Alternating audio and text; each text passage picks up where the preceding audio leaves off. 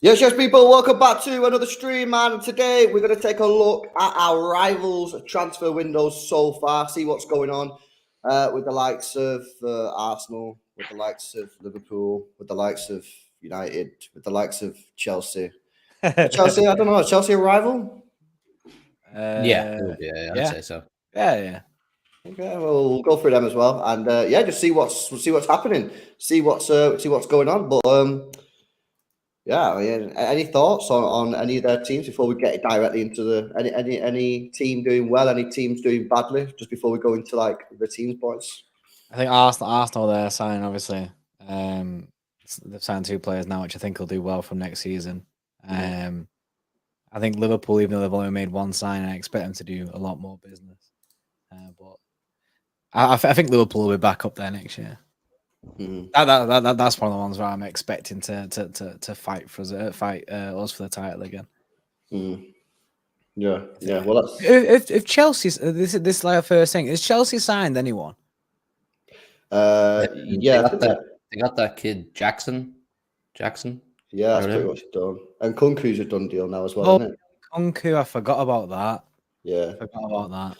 Well, let's start off with Arsenal, who have signed Kai Havertz. That's now official. 70 million euros, 65 million quid. Couple loan players back, and of course Declan Rice is all but done. They've also been linked with a bid for Timber over in the Netherlands. I think that if that's all the business they do, I don't think that's enough. I don't think they've done enough business if that's it. In my Havertz, Timber, and Rice. I don't think that's enough. Where else do you think they need strengthening? I think they need another winger. I think they need another midfielder, especially if Thomas Partey goes. I think they could do with another striker as backup. Is Kai Havertz the backup striker? Is that how they're going to use him? Or is he a winger? Because I'm sure he went to Chelsea as a winger, and then he just became like forced into striker role for them because they didn't have anyone else. Yeah, I think he'll play as a midfielder. But yeah, I still think they're short. I think they're going to be well short. I don't think this is going to be enough.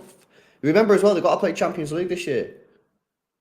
Yeah, they've got to try and play Champions League. So I don't think this with Timber and with Rice, I don't think that's going to be enough.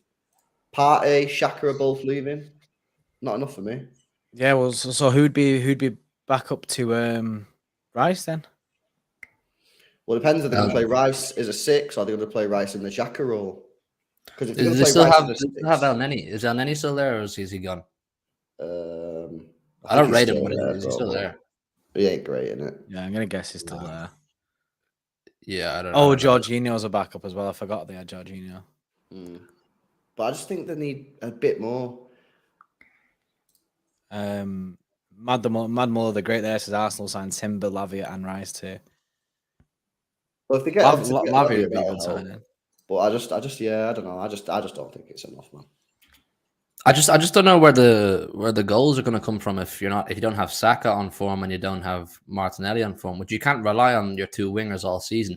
We know Jesus isn't a bagsman, and as much as I do understand the Kai Havertz transfer, you're not bringing in what Jesus doesn't have, if that makes sense. You know what I mean? You're not bringing in, like, if you're getting the work rate and energy from Jesus, Havertz should have been the guy that you look at and say, right, he's the bagsman. He's going to be the finisher. He can come on say in the last half an hour, and there's a good chance he'll get a goal if he gets 1 or 2 chances. But he's not that. So I don't understand where they're strengthening in terms of goals, because, like I said, you can't rely on Saka and Martinelli. So I agree. I don't think it's enough. I really don't think it's enough. I think Declan Rice will level them up somewhat, but I'm looking at Liverpool, to be honest, more than I am Arsenal in terms of challenging us. Yeah, big up off meta. So now that we play with a double pivot, Stones, Rodri, do you think Kane as a dual 10 with Kev behind Haaland could work? Buy him, bid 8, maybe we bid 2. I just don't think he's going to sell to any Premier League club. I just don't see it, bro. So I don't think that's going to happen. Yeah, I don't see that. I could see him going Bayern though. I could see that actually going through. I think he could go Bayern, yeah, but I just don't think he's going to sell to a Premier League team. I think he'd just rather keep him for a year and just let him go on a free. Big up, Dave says, what do you guys think of? I don't know how to say that now. Szoboszlai as a 70 million release clause. He's versatile, can play in the middle and the right wing. I think he's been linked with quite a lot of clubs. Aren't Liverpool about to sign him or something? I'm sure. Yeah, I've seen that Liverpool are interested in him, so I think he might be going there. I've seen that Leipzig don't want to lose him and Vardy all in the same window. So if we go and get Vardy all, they're less likely to sell. That's this guy. Yeah, that makes sense. Big up Marshy Boy as well. Says, my opinion for top 4 next season: City, Liverpool, Arsenal, and Newcastle. Big up Marshy Boy. Okay, let's go on to the next one. Let's go on to United. And this is their transfers so far. Alex Telles and Eric Bailly back in on a loan. And then they've sold a few players and let some players go who are out of contract. They're moving kind of mad. I don't know what they're doing at the moment. Obviously, they're having this whole issue with the goalkeeper. Are they keeping him? Are they not keeping him? Are they moving David De Gea on? Are they going to keep him as a starter? Are they going to keep him as a backup player? What are they going to do? Yeah, Maguire, what's going on with him? Are they bringing anyone in? Like, what's happening there? I mean, they were Mount, obviously, for a long time, but don't know what's going on with that one. You know, 1 minute they're saying they pulled out, next minute saying that they're back in because Rabiot signed a contract at Juventus because they were going to sign Rabiot on a free. So, I mean, obviously it's early days, still 2 months to go with the transfer window, but it's not the best start in the world for United. It's worrying signs if you're a United fan because you don't really know what the strategy is. You don't really know where you're moving other than just like thinking about transfers that you want. I know that Said, he said about Osimhen and stuff like that. He's always really wanted to sign, but there's never been really proper links. We had rumours of him going in for Harry Kane. That just kind of died. It's weird because I don't understand why they're not moving. You'd think they'd go out there and get a proper striker. But I don't know, man. I don't know what they're doing. They're in a position similar to Chelsea, I think, but Chelsea are finding it easier to do what they need to do, which is, I think United's incomings is dependent on getting rid of dead wood, and it's how they get rid of their dead wood, because Chelsea's dead wood is a lot more desirable and attractive to go and buy, like your Kovacic's, like your Havertz, like these kind of players. Not many clubs are that arse to come in, at least with a substantial bid for the likes of Harry Maguire And I don't know, there's other players there. They're trying to get McTominay and these kind of players too that they ideally like to get rid of. Ten Hag obviously doesn't want there, so they're in a difficult situation. They're pushing for Mason Mount. Do I really understand that transfer? Not really, but I know Ten Hag wants him and has wanted him before at Ajax too, twice. They're struggling, man. This window is going to be a slog for Manchester United. I mean, Saeed spoke about Osimhen, but Napoli just put a 200 million valuation on his head. United aren't going to go and do that, especially while they still need to get rid of loads of players. So it's a struggle for them, and I'd be getting concerned as time goes on if they're not getting rid of these players that they need. Well, apart the rumours going around that Ten Hag wants 11 to 13 players sold this summer. Ain't going to happen. It ain't going to happen. So, and like you said, the players that they want to be sold, no one wants these players, them. Man. Yeah. They're all shite, you know what I mean? Like, so, and that's why I think Chelsea, like you rightly said here, I think they're in a much better situation because they do have players that are valuable and clubs actually want, like Koulibaly. Yeah, all right, Koulibaly didn't have a great year. Teams know that he's still a good player. So then obviously he's gone. I know he's obviously gone Saudi, but he probably would have got to move somewhere else. Kovacic, you know what I mean? Won it all. So there are players that they have that people actually want, whereas at United, you're looking at players like Eric Bailly, fucking who else? I don't even know. They got McTominay, shite, Fred, shit. Ericsson, old, like, you know what I mean? These players that are not desirable. I mean, even if you look at some of the most desirable players that they have, Rashford, purple patch player, Bruno, Mona, no one really likes him. So they're in a real sticky situation. And of course, they do need to sell to buy, just in terms of their squad size. And I think that they need to sort themselves out quickly. Otherwise, they could find themselves going backwards next season. The thing is, like you said, with the amount of players that Ten Hag wants to get rid of, you think they'd already start. I know, obviously, like we were saying there, it's difficult for them to get rid of them, but you think they'd already start of offloading some of them.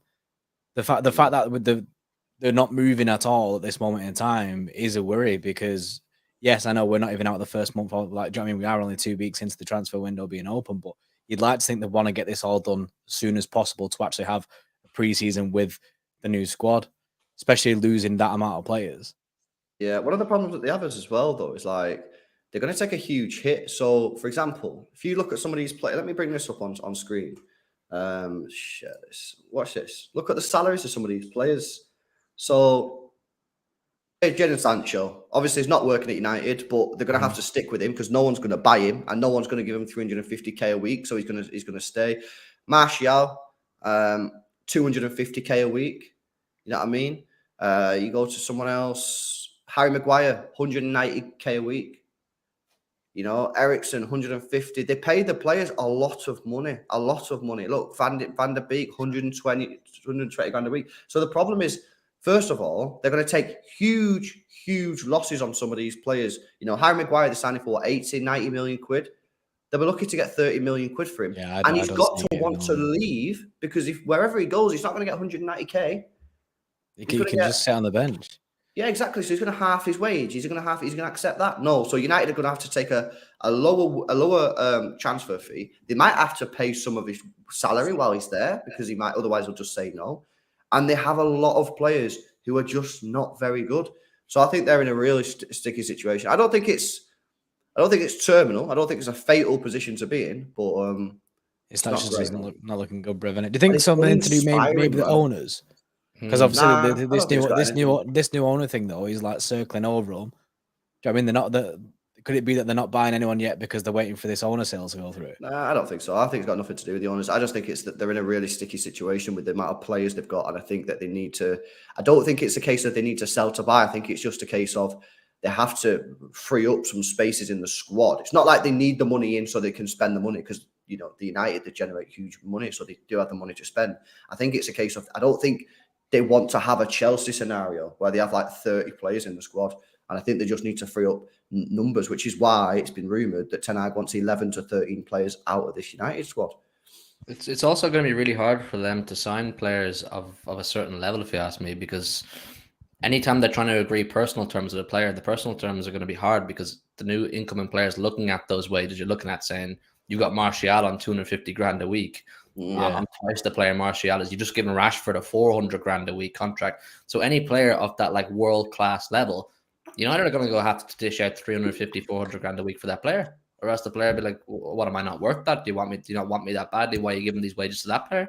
So they That's put what themselves through years and years and years of bad business in a bad position. that's what happens when you break your wage structure. Like, it's Exactly. fully broken, isn't it? Mm-hmm. Yeah, no, exactly. And, I'm sure it is. Look at the wage structure. Who's got the biggest wages in the Premier League? Man United. It's fucking clear as well. Clear as well. So, it's funny, right? Because I always reference, remember that flag that some United fan had at Old Trafford when we played Derby against them about 10 years ago? Your players make money, ours make history. Well, actually, our players, they do make money, not as much money as yours, and we're the ones making history now, not you. So that's that flag, mate. That was In the bin. yeah, in the bin. But yeah, United need to start moving quick, man, because they ain't looking good. And let's go to the other Champions League side, and that is Newcastle United. That's going to take some used to saying. They've not done any business really. They bought this guy in. Don't know him. Guess you guys don't know. I don't know who that is. Yeah. No. Couple of players back from loan.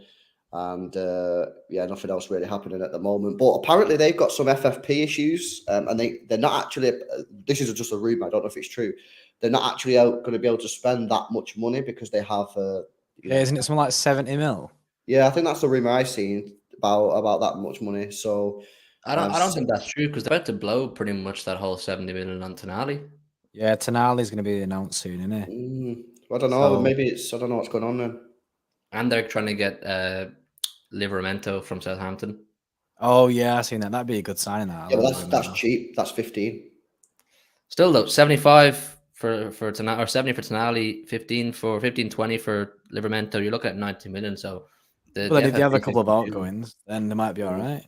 Yeah. Well, that's it. Yeah, they kind of do have to sell to buy, don't they? So yeah, I mean that's disappointing for Newcastle because they really need to kick on from where they are now. They don't really want to be stalling, and it's going to be difficult for them. I think people are gassing Newcastle up way too much this year. I really do. I think unless they do serious work with this transfer window, which at the moment ain't looking likely, I think that their aim just needs to finish in the top four. People talking about them, maybe putting a little challenge for the league, winning trophies. That's all well and good, but they need to strengthen that squad. And I think that they're in serious danger of not even finishing in the top four next year unless they make serious signings. I really do.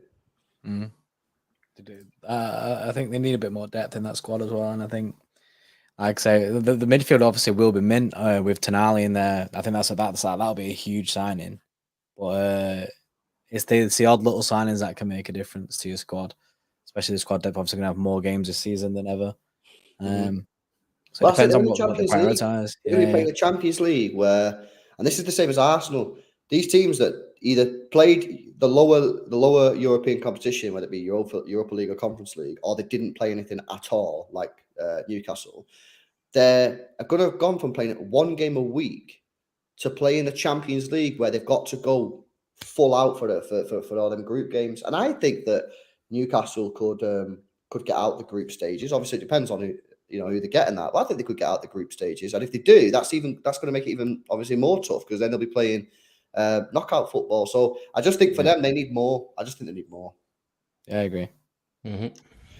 Let's take a look at Liverpool then. Liverpool confirmed the signing of Alexis McAllister for 42 million euros. No other signings made just yet. However, they have got a few links. They've lost a couple of players though.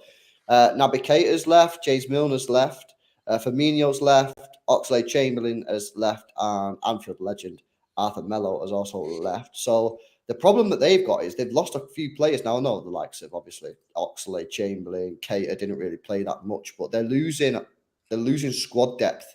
So I think that their goal for me now is maybe two more key players, but then you've got to be looking to just build that squad up a little bit for me.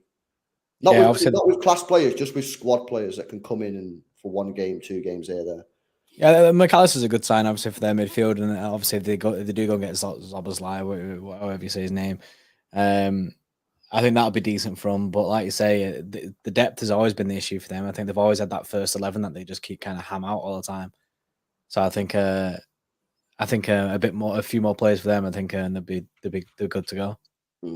I think they're on the right track, Liverpool. I think they're on the right track. I think they had a similar season to what we had in 1920, and similar to United, they needed to get rid of some of that dead wood. They need to get rid of some of those players that they just weren't the quality that Liverpool needed to challenge us for a Premier League. I've been told that the Kefram Turam is done. He's going to be a Liverpool player. He's Really? No way.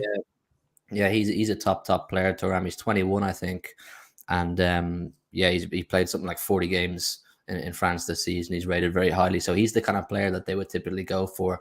It seems like they are rebuilding in the right direction, which is why if they can get those kind of 2-3, top quality players that can steady the ship for them, I'm looking at them saying they're problems for us next season. If we're at that level again, if we can maintain our hunger, of course, we'll talk about that as the summer goes on. But I think they're in the right direction. I think they're our biggest threat. I really do. I just think we got a player like Salah, who a couple of years ago was up there with one of the best players in the world. If he can just get to 80-90% of where he was at a few years ago, you're in trouble. The other thing is the thing is for me is that what did they do with the Europa League Liverpool? Because for me, if it was me, if I was Liverpool, I think I'd bin it off. And I think I'd go for the league, and maybe go for the FA Cup. Because, it's one of them, like, if you're a club that's not really won much, I'm all game for going for the Europa League. I'm all game for going for the Conference League. But Liverpool, don't get me wrong, if they won it, I'm sure their fans would be buzzing, like they've won the competition. But that could hinder them. Because I think they could win the league next year. I think they're our biggest threat, in my personal opinion. I think they've got the second best manager in the league. And I think they've got great players. I also think, in my view, I think one day Darwin Núñez is just going to go, boom, I've got it now, I get it. And he's just going to start slamming. And I think he probably won't do as good as Haaland, but I'm convinced that one day Núñez will start finding the back of the net. He gets right places, right time. That's why I say it. That's why I say it. Yeah, he just always misses at the moment. But once it clicks, I think he will come good. Well, he's now going to have creative midfield behind him, or at least more creative. Like they'll probably move Trent into midfield, or at least give that more of a prolonged go. They'll have McAllister there, and having creative players behind Núñez, it's only going to create him more chances. I mean, Liverpool's midfield last season, we spoke about it a million times, was their problem. It was their problem. It was the engine room that was failing. It wasn't creating enough chances for the players going forward. They were relying on individual moments of brilliance from the likes of Salah, who eventually did get it. So I think if they can get those creative players, and Thuram can solidify that position that Fabinho used to play, they're going to be a problem, man. They're going to be a problem again. Yeah, I agree. Now, before we come to Chelsea, because obviously you did mention that at the start, let's go to, in fact, we've got a couple of super chats, and I'll go through that. Big up to Massam, says, what do you think of City's transfer plan? Seems to be a bit all over the place for me. We can't let Bernardo dictate whether to get a midfield or winger. Got to end it. That's why yesterday, I don't know if he was in the stream, Massam, but yesterday I said we've got to put some sort of deadline on the Bernardo deal, because that's for me is the domino in the City transfer sort of efforts. So I think we've signed Kovacic, good signing, and we don't really need to do too much. So I just think it's just see what happens. I mean, like going and getting Gvardiol, I think is a good deal. And then it's just this Bernardo one where it's just in the balance at the moment of where we need to put our eggs in. Yeah. Big up to Abdi with 6 months. Said, I just think Arsenal is going to be our biggest title contender because Arteta is under pressure to win something next season. We'll see, bro. I mean, I'm not saying they won't be in there, but just for me personally, I think it'll be Liverpool. Lord of Trexia says, yes, lads, enjoy the summer break. Hope you're good. Yes, bro. Yes. Good, right, let's go to, the team I want to come to now, right, is Spurs, which is quite funny because this is called Rival Transfer Review. But I think, honestly, I don't know if I said this yesterday, I think that if they can keep Kane and sign a couple of defenders, I think they could be not a title, but I think they could challenge for top 4. You look at their team; they've got a brand new goalkeeper. I've never seen this guy play. They've spent 20 million quid on him. It's a lot of money. I assume that he's better than Lloris, right? They've signed Maddison, which I think is a great signing for them. Just look at their attacking options now. They're going to have Son on the left, Kulusevski on the right, Maddison in the middle, Kane up top. I'm telling you, man, that is sick. And there are people out there saying, nah, they ain't going to be a problem. I'm just saying this. If they can sign a couple of defenders I think they've got a serious chance of getting in the top 4. Obviously, I've never seen this new manager. I know you probably know more about him than I do, but like, as long as he doesn't flop, I think Spurs have a great chance of getting the top 4. I really do. Isn't the new manager Donny? Wasn't there some link to Pep in there somewhere? Is he another like Pep person? I can't remember what it's called. I can't remember his name. Was it this guy who was at Celtic? Ange Postecoglou, yeah, he worked in the CFG. He's worked for the CFG a couple of times in Japan and Australia. I rate him very highly. People who watch me a lot will know that I rate him very highly. He plays really, really good football. And you're right. I think he has the attacking players he needs now to play the style of football he wants. I don't think they'll be title challenging, at least for now anyway, but I put my neck on the line and I said I think I'm just going to win them a trophy of some sort, whether it's a Carabao Cup, whether it's an FA Cup, I don't know, but he's a top quality manager in the making, so I'd keep an eye on them. I mean, I've watched a lot of his Celtic team, and their main midfielder was a player called Rio Hatate. He's still at Celtic, and he mirrors James Maddison. If in terms of style of play, I can see the direction I'm just trying to go with this team, and if they can hold on to Harry Kane, I think they'll be fine in the long term. Anyway, they need to give him time. Yeah, it'd be interesting to see if they do get a couple more defenders, because if they do, maybe a DM, I think they're going to be a sick team, man. I think honestly, right now, obviously it's difficult to say, but right now, obviously based on the current business that's been done by the clubs, I think I put Tottenham in my top 4. I really do, man. I really do. Now, obviously, I don't know whether there's going to be like a hangover. Obviously, the end of the season really poorly, didn't they? I don't know whether there's going to be a hangover of that. Maybe they'll start slowly, I don't know. Maybe that could cause them some issues. But if they start all right, Harry Kane's going to score 25 goals.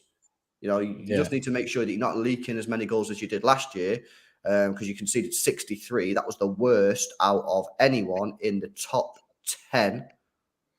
In fact, the worst out of anyone in the top 14. That's mad. That can't be right. Am I right in saying while I was away, they had a bid rejected for Laporte? It is right. No, I've not seen that, bro. I've not seen that. There was rumours that apparently that he didn't want to go Spurs, but there was no rumours of a bid. Oh, right. Okay. But you can at least see the type of defender they're going for. He wants a ball-playing centre half. If Laporte's the kind of player he's going for, you can see the direction he's going. I can't believe that's actually mad, the worst defence in the top 14. That's wild, that. You have to go to Bournemouth, who conceded 71. That is horrendous. So, 70 goals. That was the 5th best in the league. Just stop conceding as many goals as you do, and you'll probably be chilling. So I think, boom. I'm going to put Spurs in my top 4, man. As long as they can keep Kane. If they lose Kane, game over. They ain't getting top 4. That's how important it is. And that's why, if I was Daniel Levy, that's why I'd be thinking about, do I keep him? Even if I have to lose him on a free transfer, because he could get me top 4. And without it, we're getting top 4. Yeah, that's true. I mean, he scored 30 goals this season in a bad Spurs side. So imagine what he does with actual like James Maddison behind him and stuff. Well, that may make him want to stay. The moves they're making in the transfer market right now may make Harry Kane feel like he should stay and give another go. Yeah, no, I agree. We go to Bran Holt, man. Says Spurs can definitely challenge for top 4. Postecoglou is very good. He managed a CFG team in Japan, not in Australia. He was with the other Melbourne club. Says Bran Holt with a $10 donation. Big up Bran Holt. He says Bran. Right, let's go Chelsea. Super Chelsea. Here we go. So, Nkunku in. Levi Colwill back in, but there's rumours about him going back out. Obviously, this is a weird one as well. There's obviously got a lot of players back on loan, but it's Lukaku's back as well, isn't it? But is he back at Chelsea or what? Can I just say, is this true? My mate Dano here says, no, not this one. There's a top 5 next season because the Champions League new format comes in the year after. Matisse was saying this when we were in New York as well. I don't know, man. I've not heard that. I know there's a new format, but I didn't know there's going to be a top 5. Isn't it like a historic spot for like one of the places which would make it like a top 5? I'm pretty sure. Well, like Matisse was saying this, so put it on Matisse that 5 teams from England will get into the Champions League for the following season. Yes, because I think it's because of the they got like a coefficient place. So basically, if you say like a Liverpool or United finished outside the top 4, they'd get in.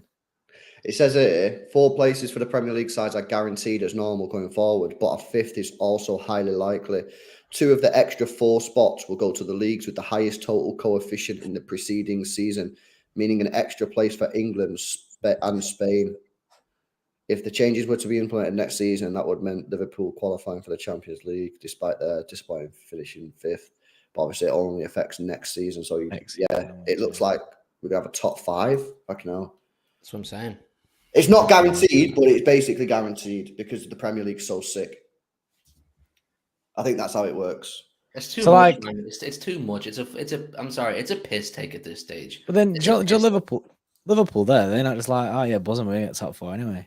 Even if it's they don't a joke, finish in top man. 4. It's the integrity of that competition. It's actually pissing me off at this stage. It's a Champions League. It's a team for champions, and it's just turning into a Super League run by UEFA. It's actually pissing me off that there's 5 teams. That's a quarter of the league will be playing in the Champions League, Europe's top competition. You know why it is, though, don't you? Because they want the money. They want the Premier League teams, and Premier League teams bring the money. So it's just a joke, man. Because you're having teams like, I don't know, Ajax, Celtic, even in Ireland, Shamrock Rovers win the league 3-4 years in a row, and they're thrown into a 4 or 5 qualifying rounds to get into the Champions League, which they won't get because they have to do 4 or 5 qualifying rounds after winning their league. I just think it's a joke, and it's designed entirely for us, the big league, Spain, England, and Germany, to be there all the time, whilst champions of other leagues around Europe will have to squabble in June and July against each other to try and get there. I just think it's a piss take. I know it suits us because we're Manchester City, but I think the integrity of the whole competition is a joke. No, you're right, but they want the Super League, bro, and this is what slowly becomes their alternative method, isn't it, basically, of making a Super League without the more Premier League teams you get in there, the better. The more Spanish teams you get in there, the better, because they're the best teams. So there's no point getting stressed about it, bro, because there's nothing you can do in it. You know what I mean? It does stress me out, man. I can't lie. I know. I can tell it stresses you out, but I'm saying there's nothing you can do, bro. Like, it is what it is. Don't let it stress you, innit? I know your boys Shamrock Rovers. Yeah, I know that you want to see them do well in that. But well, I don't, because they're the rivals, isn't it? oh, you're going to the wrong team, innit? All right, sorry. So you're buzzing about this, low key. No, I'm not. I would like, in theory, for the team that wins the League of Ireland, that wins the Scottish League, that wins the Eredivisie, that wins the Estonian League. If they win their league, they're in the Champions League. Yeah. No ifs, buts, or maybes. They're there. I agree. I think every like league in Europe, the top league in that, I think the winner of that should definitely just go straight into the group stage.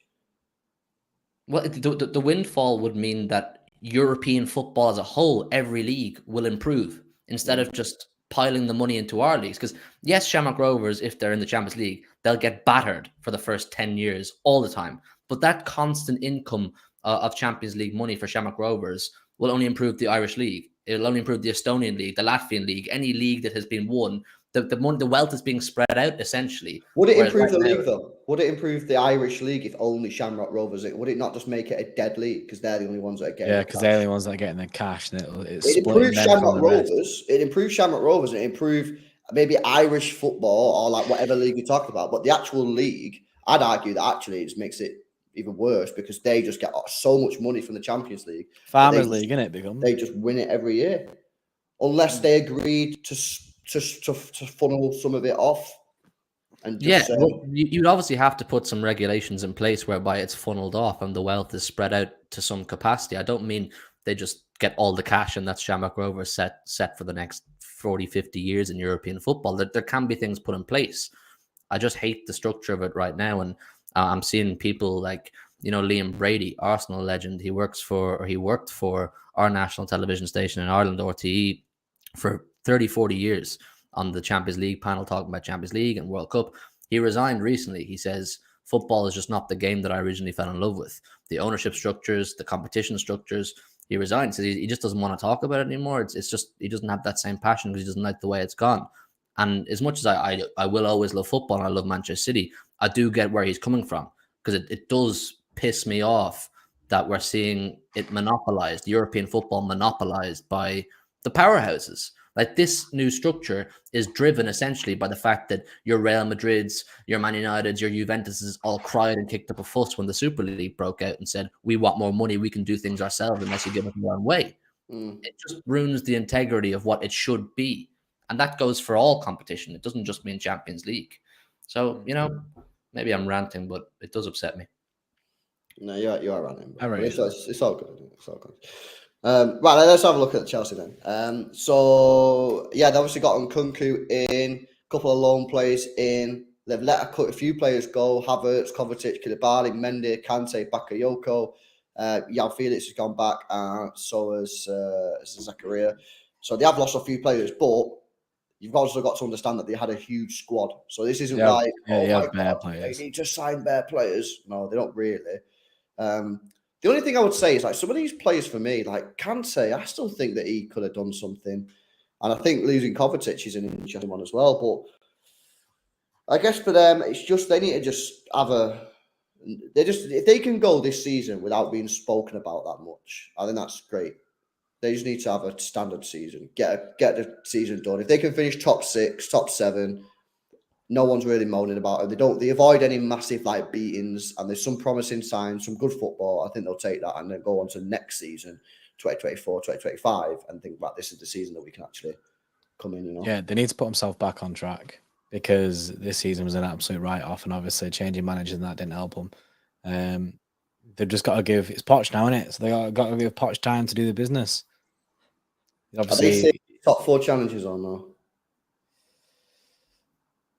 It's hard to call because the way you look at them, the outgoings of them transfers, it looks like they're losing. Like it's bad. You're looking at that going, oh, you're losing quality there. But like you say, they'd already done a lot of work, so there's already a lot of players that just haven't hit the ground running yet. Like that could have had a little embedding period in there, and now they're ready to go this season. So they could be a surprise, them, and they could get up there. But on the face of it, I'd probably say no. Yeah, I agree. I think it wouldn't surprise me if they did, but I don't think they will. I think they'll just be below. I think they'll finish like 6th. But I think that's a great season for them based on it's put himself back up there, isn't it? Yeah, it's flipped it. So yeah, but I think the season after 2024, 2025 is the one that they really need to sort of right. This is where we attack this league. I think. I agree. What are you saying, Hugh? Yeah, I mean, I think with no European football at all, isn't it, for Chelsea? True. They're just solely focused on the league. If they can get Caicedo in, and I think they have personal terms agreed with him, and they're pushing for him.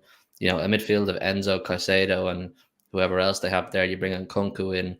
I personally think they will push for top 4. I think they will. I think there's so much quality there, and Pochettino will add a style of play and a structure to it. They're successfully really fast, getting rid of the dead wood. I think they'll be back. Maybe not league pushers just yet, but definitely I think they'll be in the top 4. Cool. And who would you guys, so sort of round it off, who would you guys say is City's, obviously it can change based on transfers, but right now, who is City's main challenges for the Prem? Liverpool. Yeah, I agree. I said that yesterday, and Gunnar Lee did not like that. He was not happy at all. He was not happy. He did not accept that, and he was saying that they didn't like it, man. They didn't like when you say to Arsenal fans, you tell them the honest truth. It's not to wind them up. That challenge that we had with you last year was probably the weakest challenge we've had in the last 6 or 7 years compared to Liverpool. They hate it. They hate it. And I was saying, I think that Arsenal will finish in the top 4. I think they'll probably finish third or 4th. And I think that they'll stall next year. Currently, based on the transfers, I don't think they've signed enough players. I think they need more. Because you've got to remember, in the Europa League last year, they didn't play anyone. Odegaard played 2 matches in the whole Europa League. They're not going to do that this year. Plus, I still believe that next year teams will be even more defensive against it, because I think teams will respect them more. So we'll see, innit? Who knows? I think they'll have a good year, but I don't think they're going to win anything. Who do you think's winning the transfer window so far? Out of the top clubs, who's winning? City. City in terms of we already had a mint squad, and what's happened? We've lost Gundogan and brought in Kovacic. Yeah. Like United haven't done anything. Liverpool have added one player so far in McAllister, which is a good, but I don't think that'll be enough as it stands to get them to win the league. Arsenal have signed Havertz, who gamble. They've signed Rice, and that's good, but I don't think so. Who else has done better than City? Because the thing is, City already had a mint squad anyway, so our transfer window was easier. That doesn't mean that it's not the best transfer window. It just means it was an easier one. A lot of people saying Chelsea for the outgoings. Yeah. Yeah, but I think that they had a bit of a hand, didn't they? I think even James Maddison for 40 million is a fantastic piece of business for Tottenham. Spurs is a good shout. If Spurs get a couple of defenders in and keep Kane, it'll be Spurs. Yeah, that's a great window for them. If they keep Kane and get them transfers in. I agree. Because the thing is with City just need to avoid a shit window. And if we avoid a shit window, it'll be a great window. Yeah, because our squad's still sick. That's it. Whereas other teams need great windows. You know what I mean? United need a great window. Newcastle need a great window. Arsenal need a great window. Liverpool need a great window. City just needs to not have a shit window, and that'll be great because our team's already great. We just won the treble. That's where I'm coming at it. But yeah, there you go, guys. Hopefully you enjoyed that. Let us know your thoughts in the comments section below. We'll catch you later on. And see you in the next one.